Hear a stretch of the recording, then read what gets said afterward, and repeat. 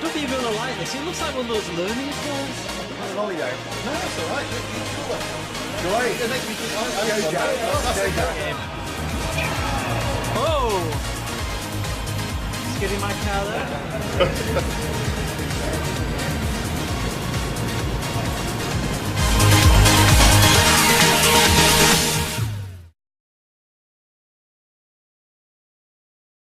Andy from Retro Asylum. What we've got here is the Philips Video Pack, also known as the Odyssey in the US. It's a great machine actually. It's beautiful. If you feel the joysticks, Glenn, they feel very analogy, very springy, so they work really well. It doesn't feel as stiff as those old Atari 2600 ones.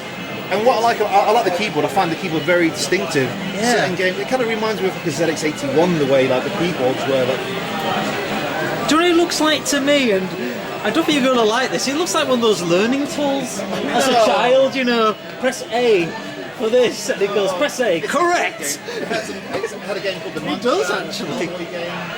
So many good, amazing games for that. And even this is the Commodore 64. This is Commodore 64's failed games console.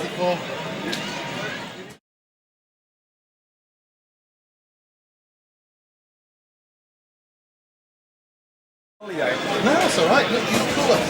Great. It makes me think. I Go, Jack. That's Go, it, Jack. Jack. So, this is Andy from Retro Asylum. I'm here with Kojak. I mean, Philip Oliver. And this is Glenn Atkinson from Retro Asylum. And we're meeting one of our heroes here, so it's a great honour. We've interviewed Philip for the podcast, and I tell you what, I'm in awe. That's very kind. Thank you. I can't believe I'm actually standing here talking to the person who made Dizzy. If I ever go back to myself, 5 years old, and says one day I'll be talking to the person who made Dizzy, I'll go, get out of town. And here he is right now, I'm actually touching him. That's like, if when I was making Dizzy and I was drawing it, I was thinking that 25 years later I'd be meeting people who would be so enthusiastic about Dizzy. That would have been quite mind-blowing too, because really I was just like, right, move on, move on. My mum spent so much money on the Codemasters hotline just to get help playing Dizzy. She rang them up, and what she did, she put like a tape recorder next to the phone. Record and just record all of it. Well, Because if you just listen to the phone, it'd be easy just to get it. The 0898, I mean the whole thing, the reason that 0898 happened, and it is quite funny and it's worth saying, and it's worth saying if they don't keep speaking over the top of it, it's interesting you ask about the 0898. How that actually came about was, we found that every time we went to Codemasters, so we would drive up there every couple of weeks, and the reception staff would always say, oh, we've got a mailbag of kind of letters for you, and this person, so we've written this letter and this on, but we don't know how to answer this question, this one's a new one, this one's a new one, so we would actually sit there in reception going, oh right, the green jewel has to be put over here, we'll draw you a little sketch, put a little sketch in with a letter, that one, and you just kept going back and answering it, and it would take quite a long time. And you're going, well, hang on a minute, there's now 2 reception girls, so he's like, well, I explained this to Liesel last week, why am I now explaining it to Claire? So you go, you know what, why don't we jot this on the photocopy? And then, I think when we got to about number 3, we were like, Hank, fantasy world. The best Because of that, it's like, you know what, we're going to end up going up to the reception and having to speak to 2 or 3 or 4 staff, taking them through it and answering all these questions. What we'll do is we'll write a script on how to do everything. And basically just give it to them and say, there you go, you can answer all the fan mail yourself. You won't have to bother us. So we ended up with this kind of script, which they referenced and they used to be able to answer all the answers. And then they got lazy. They just went to photocopy the script. No, you've ruined it. It's like, don't do that. You've now answered every question, questions they didn't even ask. Right, so Lord, up to the stage. So we were like, well, how do we get around this? And then the 0898 numbers came out, and we didn't actually know there was money involved.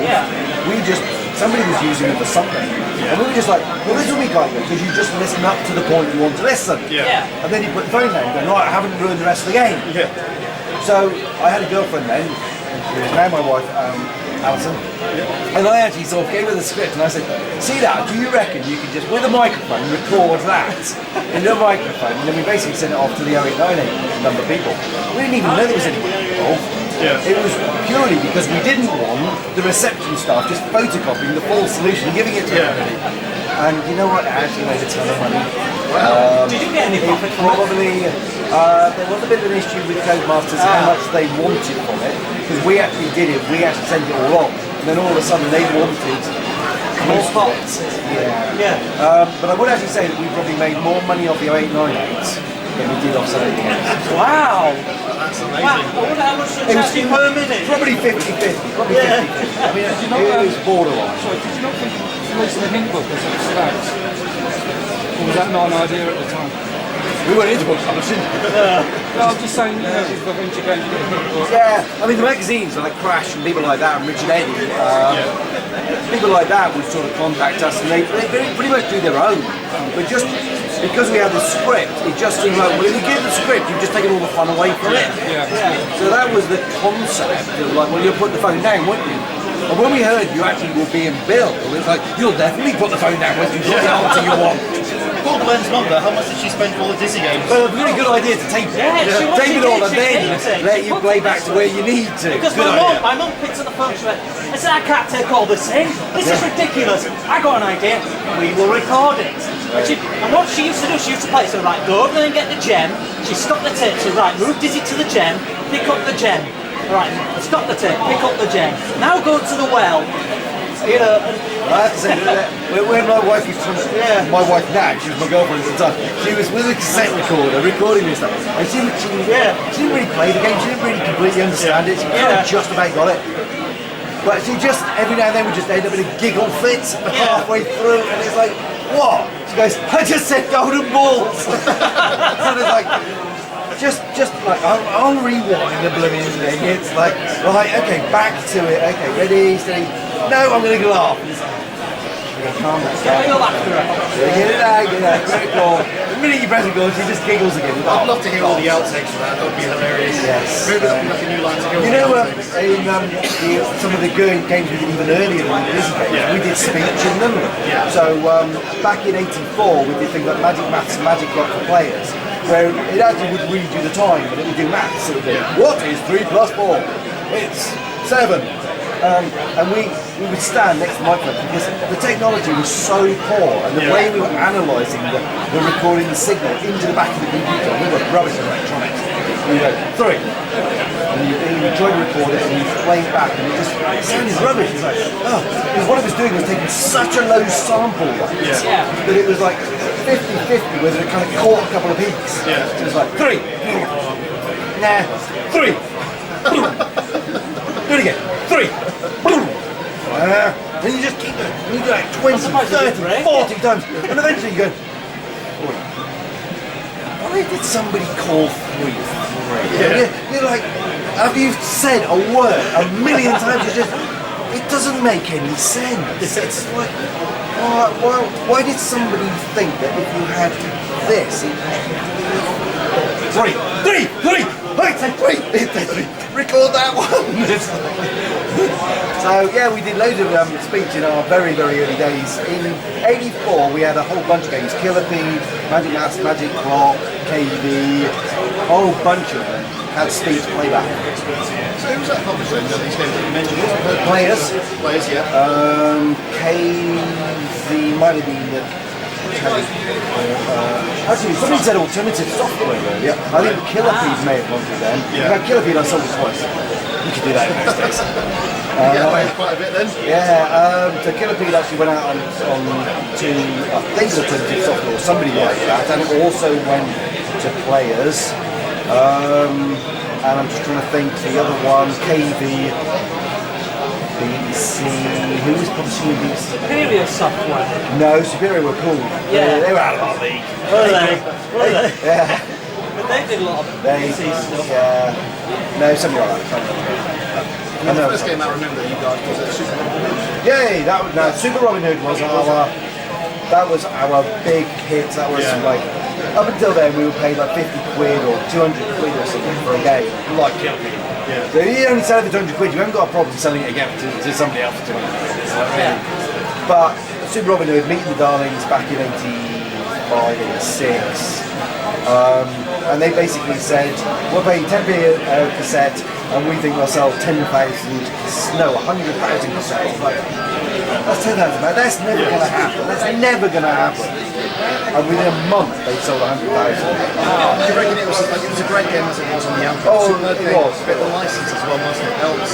There is no license. But the idea, you don't pay any people for Robin Hood. Who owns Robin Hood? Nobody owns Robin Hood. Of course they don't. I mean, nobody owns any of the stuff in Dizzy. You're just referencing things in popular culture. Ghost hunters and stuff. Like, well, Ghostbusters without a name. I remember that. Ghost hunters, you have to have 2 days. For me and my brother, that was never a problem. We weren't sitting there. We could just about play a single player, it was tricky. Because Robin Hood was a recognised icon, when that went onto the shelf, and it was our strategy, because we need something that people will recognise and feel there's value to. So saying Robin Hood, cool, it's not very unique, but I'll put the word super in front of it, that should do it. Amazing, brilliant. Any of those words would have worked. I think just got simulator on Quite a lot of things. BMX simulator. Well, BMX Simulator was written by David Darling first, and it went ballistic. I mean, BMX, but he was too busy to code.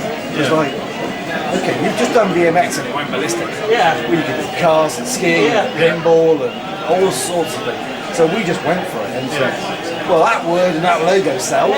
So we'll use that thing. And they were very happy because they're the publisher. They were taking the lion's share of the profit anyway. Well, I know just for a lot of Codemaster games, so they use it.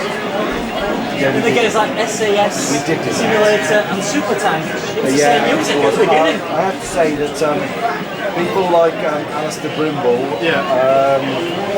he would basically send us music and say, there you go, there's your latest music track for your game or whatever, and we go, it's not going to really work. And there are a couple of times when you just give it to somebody else, Codemaster, you want that one? Because it really worked like it. And a couple of times when you're like trying to get games out really quick, like Fast Food or something like that, I don't know Fast Food was one of these. You just go, you know those tracks we rejected and we gave over to Codemaster? Look, we've only developed this game in 5 days. We need some music for it. Just use that. It'll be fun. Oh, did we give that to somebody else as well? Whatever. So a couple of tracks got reused. Yeah. Can we set like a quick question? We may have mentioned this in the podcast before, but Quick Smacks, the Spectrum version, I thought was fantastic. It had music by Lyndon Sharp. It was a great use of, like the Disney character. How did you find that compared to the C64, which was completely different? To be honest, we were then so busy. I mean, Sandy White said he wasn't playing other games. After Super Robin Hood, me and Andrew lived and breathed in front of our computers. Pretty much our mum just bringing food in. We had no social life. We didn't do any. Our mates had all gone off to university. We just finished sixth form. We were off to go to university. We decided not to. Did Robin Hood. They went ballistic. And it was just like, oh my god, if we write another game, it will sell ballistically. So we wrote another game, and you've probably read on our blogs and stuff that we worked 20-hour days, 7 days a week for about 3 years. We didn't have time to look at even our own conversions. I mean, I didn't have a C64. So if somebody converted one of our games, we got royalties. I didn't get it in. I don't know, I'm too busy coding. It's like, really? Somebody? Great. Here's the royalties. So I don't actually know what that one was like. Sorry. As well as the Spectrum version. The Spectrum version was just fantastic. I know it wasn't programmed by the older ones, but I did like it. It was Dizzy though. Dizzy was just fantastic character. Thank you. It was Dizzy, your character, your creation. Thank you very much. The other question I wanted to ask you though, was Wonderland Dizzy, was that sort of like a port of another Dizzy game built on these? Wonderland Dizzy and Dizzy the Adventure were roughly the same game. Right, okay. They got renamed. It did come out on the Aladdin in America. I'm not sure it came out anywhere else. Right. I do know I coded it, but it was a mishmash of other elements of other Dizzy games. So there were lots of bits that were inspired. Well, right. Most of Prigioni code was actually designed by Paul Ransom and Fred Williams and Lee Christian, and they did most of that without even telling us. And we looked at it. The lion, the thorn and the lion, the trees, absolutely awesome. It's like, that is just so nice. And the game wasn't too big and it wasn't too complicated. And actually, of all the Dizzy games that were made that weren't ours, that was just brilliant. And we looked at it and thought, that's awesome, that's just so nice. So then when we were still doing Dizzy games on the console. We were like, we're going to nick a few bits out of that one. Because it was really good. Was there ever a Dizzy game you look back now and think, I could have done this Yes. to it. I could have Treasure done Island that to Dizzy, it. 3 lives. Yeah, definitely. Yes. It had That frustrated me. It had 3 lives. Yeah. It had 3 lives until about a day before we were mastering it, and then we were trying to decipher the logic of if you take an item and a snorkel underwater and you try to put the item down, you will die because the snorkel's the one in front. And the snorkel will go, you'll die, you'll float back, but the snorkel's left underwater. Well, where do we put the snorkel back? It's okay, got some code, put it back on the beach. But you might not come from the beach. You might come from the other beach, or the other side, or inside the cave. Okay, so we've got to put some code to say, what if it came from here? Or what if it came from here? Or what if it came... We're supposed to master this thing tomorrow. What if you just died? That was a bad decision. That was a bad decision. Could you program it so if you died, it still kept the snorkel, but all the other items disappeared? It's so easy to say it now, isn't it? It's so easy. Oh, I know. It's so easy to just go, you know what, we'll turn the light over that one and we'll put it back on him. I don't want to tell you off. I know, I know. It's so easy looking back on it to go, Yeah. wouldn't it be a good idea, Ed? Yeah. And if it was if you could digitally update these things, you just Yeah. go, oh, got it now. Well, they do that these days with games. I know The they release You put it out and then you fix it with a patch. The release games like SimCity and the game was broken. They go, never mind, we just update it for the internet. Can't do that. But you can't do that in those days, could you? And there's a few other regrets. I mean, Pro Ski Simulator. Yeah. Right, with BMX and Grand Prix, we made sure that you were always pointing up the screen on the starting grid. Right. So that you knew that if you pushed, because there were rotating controls, if you pushed left, it would rotate anti-clockwise, and if you pushed right. And the minute you started controlling it, you were off. It was easy, you understood it. If you actually start upside down, pointing down, you can't get your head around it. Yeah. You want to go that way, but it's the opposite of what you think. Yeah. So we made sure that when we were designing Grand Prix Simulator and we were designing BMX that we kind of fixed that. But when we were doing Pro Ski, we go, well, you're coming down a hill, so you're going to be pointing down, and there's nothing you can do about it. So there's nothing you can do about it. Master it, ship it, send it. Yeah. That was a mistake because everybody has problems. It's off the diamond, I've gone the wrong way. Yeah. Every time. And that's a bit tricky. The thing is that when you're sitting there on your own coding, you get used to it quite quickly. And anybody that's playing it, they do get used to it, but it does take half an hour to get used to it. But we should have fixed that as well somehow. Would you get in trouble or fined if you over your deadline? No. I mean, we just had our own deadlines. Oh, right. The way we were working with Codemasters is we would just basically give them the master, they would duplicate it, they would go out in the shop and we get royalties. So there's no advances, there were no real contracts, which is why Dizzy was a bit of the lowest of the Yeah. Because things like they came up with some of the artwork, all the artwork for boxes, they did, we didn't. Yeah. So who owns that? They legally own it. Yeah. Who owns the logo? They came up with that. Yeah. So they legally own it. We came up with the game. We came up with the name, but not the logo. So we own that. So now who owns Disney? Yeah. That's questionable. Probably the bitmap I probably own, but probably all the imagery they own. The box art. So it was always questionable as to who owns what. So how did that work then, Philip, when you started doing the remake of Prince of the Yoga on the iOS? We didn't. Oh, okay. We had nothing to do with that. Really? No. Oh, well, I was shocked by that. No. Well, what happened was the original Amiga programmer Paul Ransom and that's the right. Christian Yeah. did it themselves. Yeah. Paul did it almost as a challenge, come on, right, iOS game. It looked pretty good. He approached us and said, we can publish it. He's a good mate. I mean, I see Paul all the time. And he was like, well, we publish this. And I was like, Cody's are going to probably stop us. Yes, you know the issues. So I said, I'm happy, but you got to go and fix this with Codemasters. Right. So and Codemasters said, actually that was really good. Yeah. So tidy it up and everything, make sure we get the agreement with the Olivers, and we'll sort it all out and we'll put it out there and we'll pay royalties. That's interesting. So we didn't have anything to do with to it. get around that. I mean, I played it all the way through and I created a bug list and I sent it to Paul. Yeah. He didn't thank me for that one. Yeah. But So did you get royalties for that? Yes. Yes, you did. And so did Codemasters. I still get royalties. Oh, right. Got some last week. Oh, right. Now the other thing is, I don't know, it's like a little touchy subject, but it was the Disney Returns, because that was looking amazing on Kickstarter. I think that was But fantastic. did you see my presentation? No, we were at the bar drinking. Sorry about that, Philip. I've just. Busy fan, you just missed his presentation. Did you hear that? I can't help it. I've just done a whole presentation on Dizzy, the history of Dizzy, the creation of Dizzy, trying to bring Dizzy back, all the IP issues, etc., etc. Plus the Kickstarter campaign, what was good about it, what was bad about it, what we learned about it, and where Dizzy might go in the future. And he missed it all because he was at the bar. Too much drinking vodka or Coca-Cola. Anyway, it was awesome, and you'd have learned everything. Oh man, that's a shame. I need to find someone that filmed it now. Go on YouTube. There was always something. It'll be up there already. Yeah, probably Chris Wilkins. Yeah. I mean, he was standing there filming other people, so I didn't film me. If he didn't film me, then it's like, oh, I'm not coming next year. Well, that's the other thing I wanted to ask you. What do you think of this event that Chris has organised? I think it's fantastic. I think it's an awesome event. I mean, he's done a couple in the past, I think, maybe. Yeah. This is the biggest of the best. Yeah. Machines of which games have been drawn, I've been chatting to people. Right, okay. Not at the bar. Not at the bar. But I've already done 2 talks, so I only got here just before 11. I've done 2 talks, and I've been chatting to people. Yeah. Like Sandra White, who actually one of the things I meant to ask him was, did the game that he wrote for us get released? Because I know he did one of our conversions. Yeah. He did Golden Simulator on Spectrum. Yeah.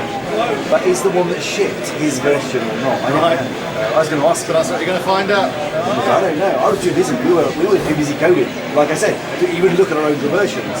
But I do know that the guy that wrote Antac wrote Golden Simulator on Spectrum. Yeah. I didn't write it. Did it come out? I don't know. But it wasn't referenced. Yeah. I'll go and ask him later. All right, Philip, thank you very much for taking the time. That was your pleasure. It's been a big pleasure talking to you. It is. No problem. Thank you. Thank you very much for filming for us. No problem. Here we go. We're now officially programmed on the BBC Micro. How did you do this? It was just complete magic. Just complete magic. Complete magic. You're not going to tell us your secrets No, of your trade assembling. secret. It was already on there. Yeah, everybody knows about Retro Asylum. They should do. They should teach it at We're the school. UK's #1 podcast. Number 1. What are you playing, Glenn? I'm probably going to say it wrong. Is it golf or golf? Golf. Golf, that's it. And there's Glenn wearing his Retro Asylum t-shirt playing this game. Now Glenn's Watch a out. player. The only thing, Glenn, you can only move left and right. You can't move up and down, so you've got to be very careful about that. You have to avoid them.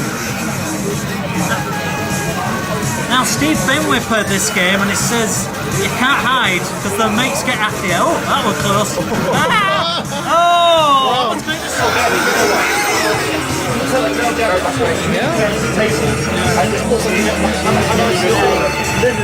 What's this you're playing? Metal Slug. Metal Slug.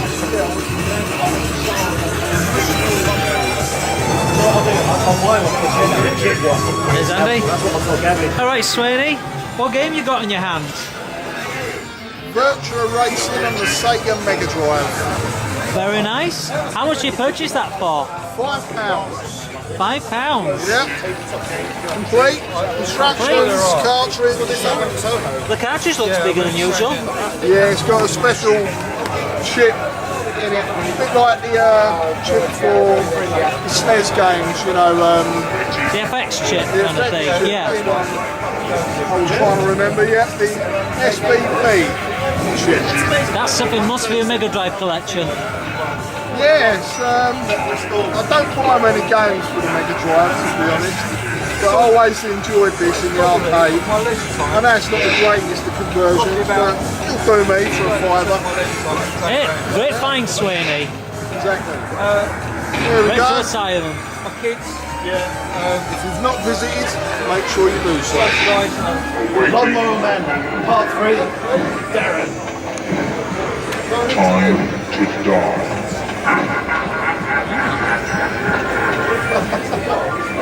This is amazing.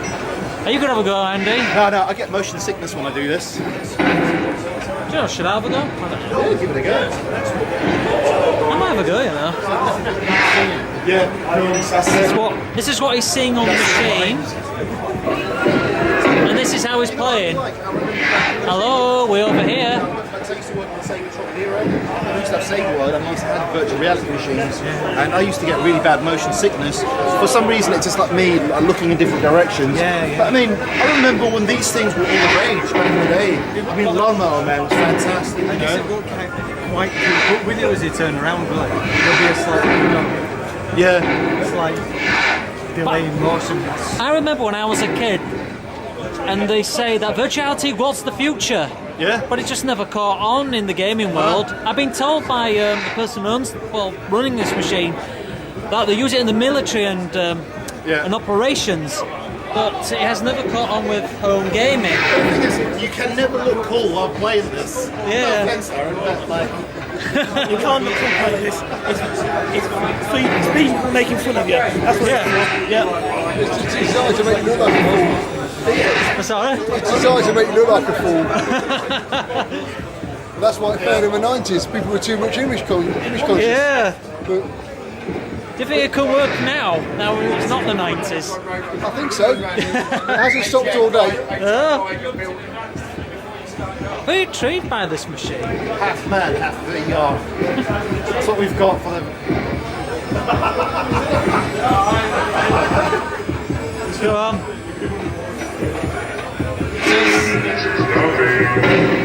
Who's that?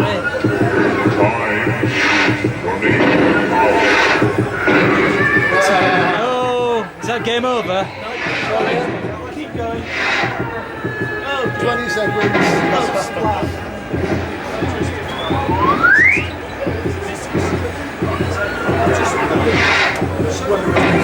Ten seconds. They haven't actually plugged him in yet. So would you buy any of these machines for 30,000? I think it was 35,000 it said there.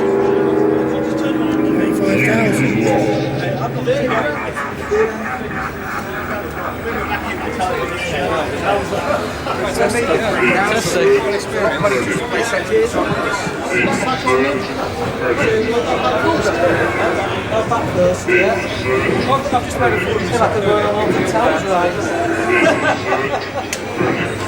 And how much you going to do? Me on a virtuality machine. Insert credit.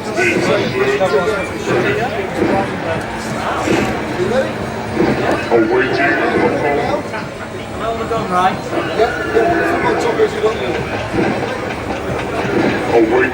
opponent. Remember you tell it, so if you turn it Awaiting opponent.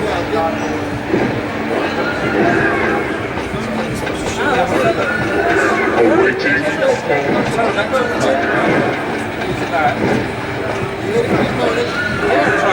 Awaiting time to die. Time to die.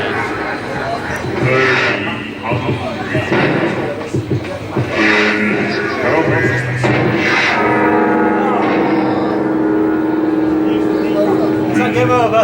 game over.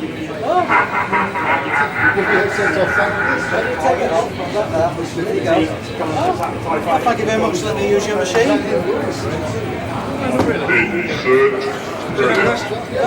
That's experience, that. Insert credit.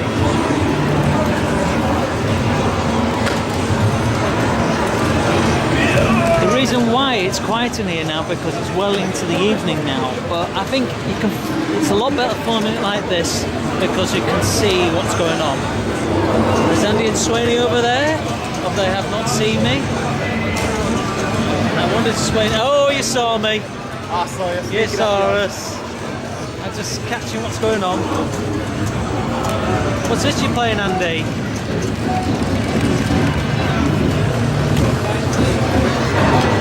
I fell. I'm looking cool with two guns, but in reality, Better without the helmet.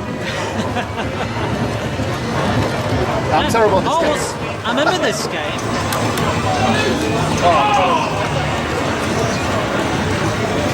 Which one's who? Swaney's one at the top.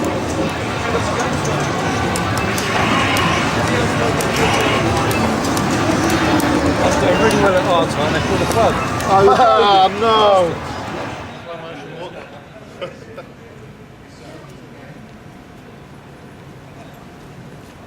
And Towers 700-800. I got a box on the car the other day. Put on it. Yes, Danny's playing on the pad. What's this game you're playing? Ninja golf. Ninja Golf? You're a ninja that's playing golf and then all of a sudden he gets attacked on the golf course by a giant frog like you do. Great game. Bet it never happened to Tiger Woods. Have you ever played one of these control pads, Glenn? They're very, very flimsy. Give it a go, Glenn. Feel how it feels. It's very... To say, I got the camera in my hand. Yep. Do you mind just hold it and make me play? So, let's have a look. What are you doing? You're a ninja playing golf? Yeah, you're a ninja. Yeah. And you're playing golf. Yeah. So one day, Nigel the Ninja goes to play golf. You know, he stopped being a ninja for one day, and he decides that he wants to go and play a bit of golf because being a ninja's tough. So there he is playing golf, you know, on a Sunday evening, and all of a sudden these other ninjas attack him. There's no rest for ninjas. Absolutely no rest for the ninjas. So what's a big frog got to do with it? well, they so happened to infest this golf course. Ninja golf. Yeah. It's a mixture of golf and being a ninja. I can see why it never caught on. Player, is it caught on? Because it doesn't seem to have caught on to me. I don't recognise the name. Who's coming, Glenn? Don't slag it off. Right now. What do you think to the pad? It's pretty big. It's known to be a very big pad, but this is like an extra buttons version of the Jaguar pad. Yeah. See, it looks very Mode 7 to me, that game. It's run very nicely. Look what I found here. The Atari Falcon. Now I believe this came out in 1992. I believe it's one of the last Atari home computers, one of the last ones before they went with the Jaguar and Atari Lynx later on. So I don't think this computer lasted very long, but it's nice to have a go at it. This is like one of the games for it. Let's see if I can try and play with the mouse. I don't know how to play with this. Put the name down.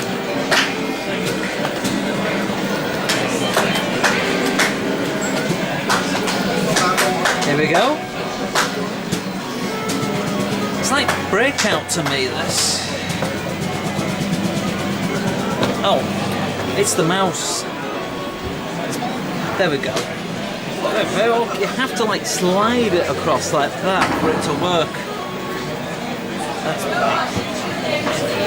a bit difficult actually, because you have to slide it across and it doesn't detect the ball properly. Oh, the mouse needs cleaning.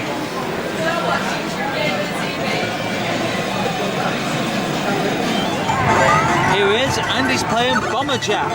Bomb Jack, get it straight, Glenn. Bomb Jack. You always butcher the name of the game. He's playing Bomb Jack. This is the man who plays the games too. Yeah, games queue. Hey, you owe me one day. Thank you. The wizard's rubbish. Hey, I said it. Come on, Andy, I thought you were good at this game. I'm good at this game.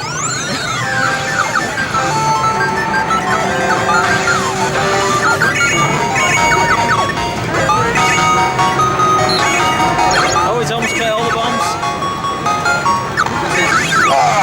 Andy, did you see that ball there? What's that? Did you see that ball in the way there? Yeah, oh well. Alright. I love this game. It's like very similar to Pac-Man. It's still gameplay. So yeah, I'm issuing a challenge to you guys to try and beat my high score on this.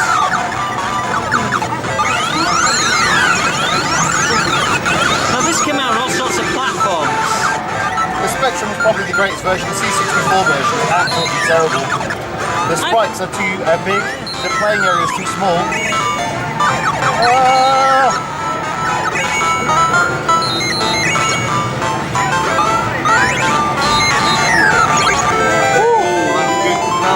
Oh my god. Well played, Andy.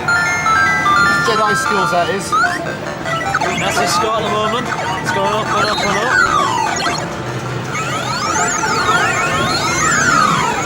Oh yes, the Sega Mega Drive, the very lovable Sega Mega Drive.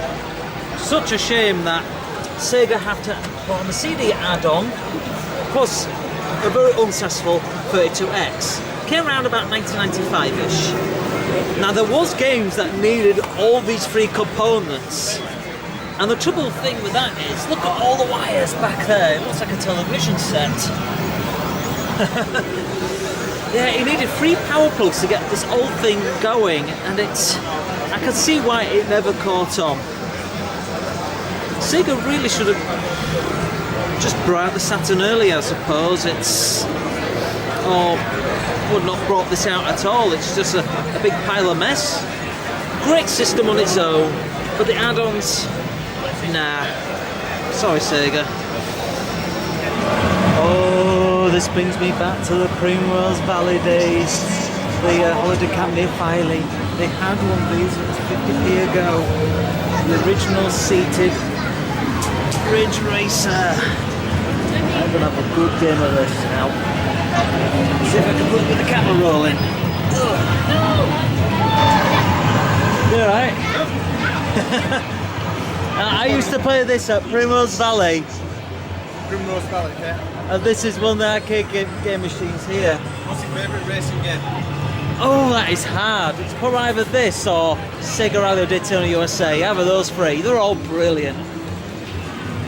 Now, how do I start it? Ah, there we go.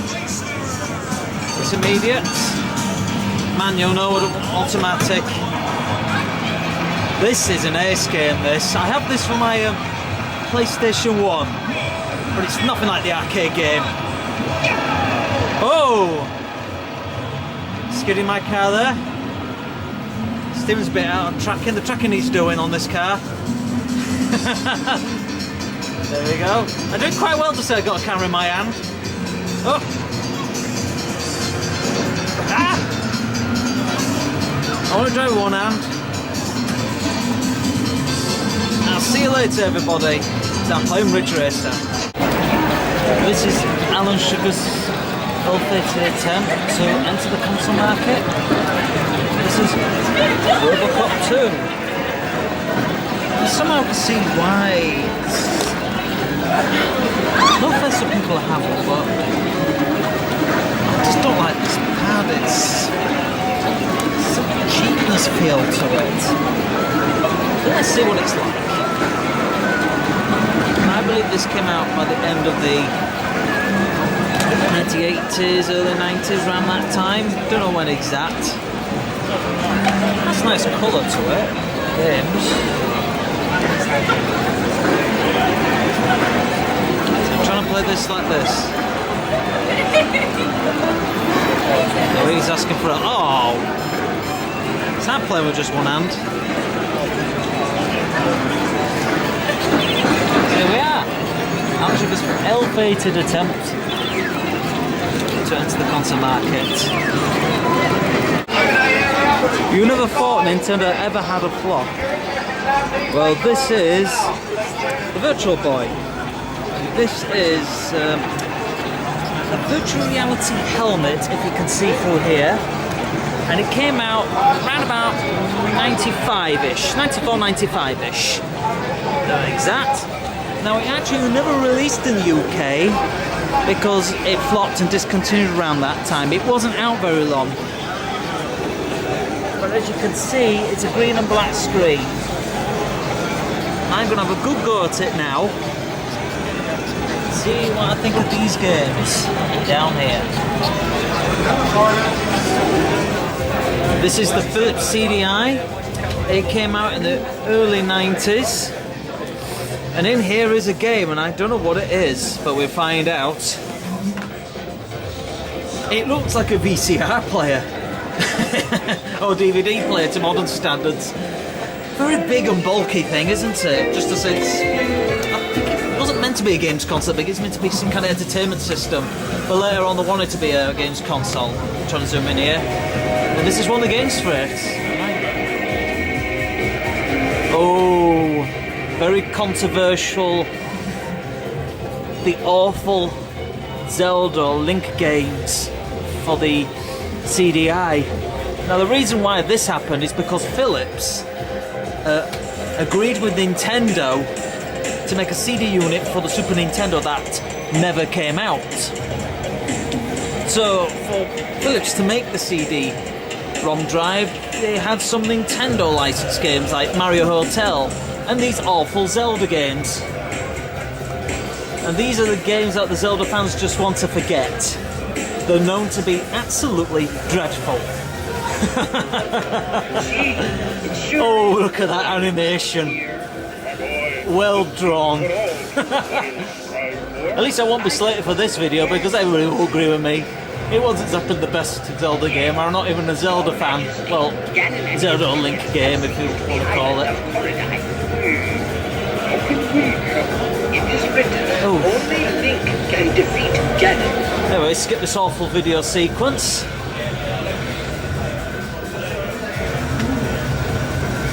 It loads, here we are. Oh my god. Yeah.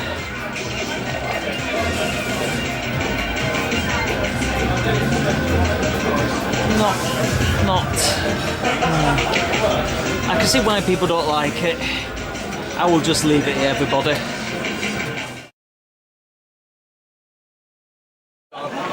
Okay, the Super Mario Kart mini final is over, and Spencer Guest, I believe it was it 5-1 or 5-2? One of the games that I was 5-2, yeah, 5-2. So it's very close match, close races.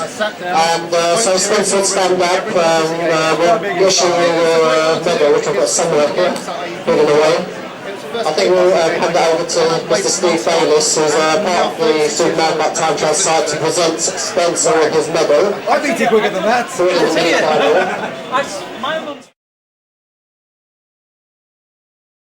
Okay, congratulations Spencer, how do you feel? It was very stressful doing that last race. I thought I was going to lose it at the end. You're an interview here. After the second loss, I thought I was going to lose it. Right. Okay, anyway, you did really well. It's been a good day today. But we still have one more race to go on. There's a grand final. Just for some fun at the end. We have an opportunity to win £100 cash prize. And we'll be playing against the 8th fastest Super Mario Kart player in the UK who's visiting today. Who's also the female world champion Layla Husser. And it'll be a first to 10 wins exhibition match race round. And there's also another little prize for you to pick up at the end, regardless of the result, something special effective, okay? So we're going to take a seat in play 2 position now and we'll get started. So if anyone would like to see the grand final Super Mario Kart match between Spencer Guest and the female world champion Layla Husser, please head towards the Mario Kart area just to the left of the stage. We're right on the stage rather. Thank you. Right. Ready! Done it! So what I was going to say was the 0898. It's really interesting you came up with that. Retro Lord Bob to the stage, please. Retro Lord Bob to the stage. Right. 0898.